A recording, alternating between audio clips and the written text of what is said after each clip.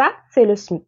Ça, c'est ce que nous allons épargner. Notre but est d'arriver là. Et pour ça, nous adapterons au SMIC les 2 meilleures méthodes de gestion budgétaire. En fait, ça fait maintenant 2 ans que j'applique cette méthode.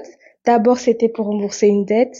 Ensuite, pour avoir un matelas de sécurité. Et maintenant, je le fais pour pouvoir passer mon permis. La méthode 50-30-20 divise votre revenu mensuel net en 3 principales catégories. 50% pour les besoins essentiels, 30% pour les envies et 20% pour l'épargne ou le remboursement de dettes. Les besoins essentiels incluent toutes les dépenses indispensables à votre vie quotidienne. Par exemple, loyer, facture d'électricité ou encore alimentation.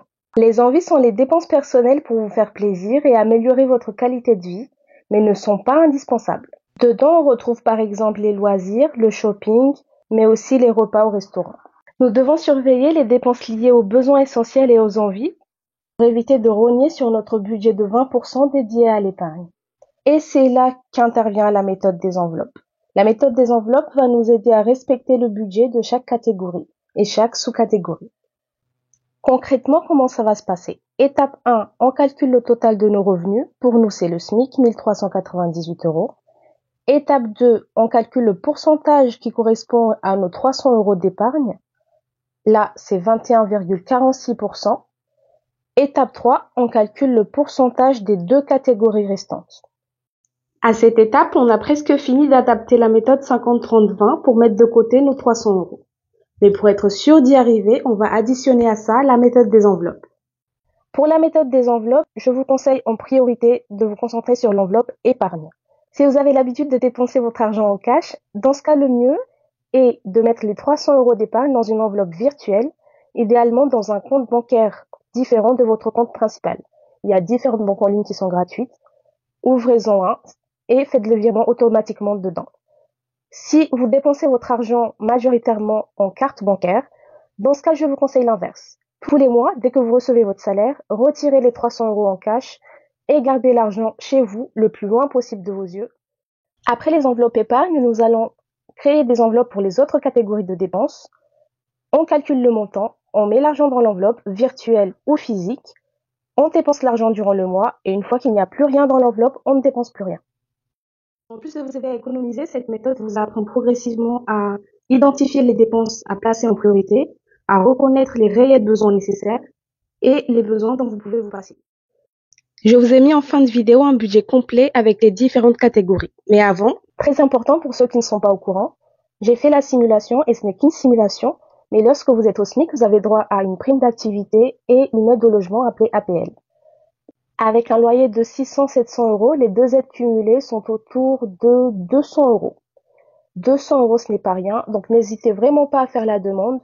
Et si, à tout hasard, vous avez du mal avec l'idée de toucher les aides de l'État, j'aimerais juste vous rappeler qu'en France, ces aides sont financées principalement ou exclusivement avec nos impôts, et que si par exemple vous achetez de l'essence avec les 200 € d'aide, il y a 60% du montant de la facture qui retournera dans les caisses du gouvernement. Donc n'hésitez vraiment pas à faire la demande. Ça peut vous aider à épargner un peu plus pour les cas d'urgence. Et voilà, je vous laisse maintenant avec l'exemple budget détaillé. Merci beaucoup d'avoir regardé cette vidéo. Si vous aimez ce contenu, n'hésitez pas à vous abonner. À bientôt, bye! Time passes by like wind through the field, but in my heart the pain is still free will. You're gone, leaving only a shadow behind, but I believe time will heal all wounds in time. Days turn to nights, nights into days. My heart will find peace and the pain will subdue. Time heals everything, this I truly believe. Through sorrow and tears my soul will find reprieve.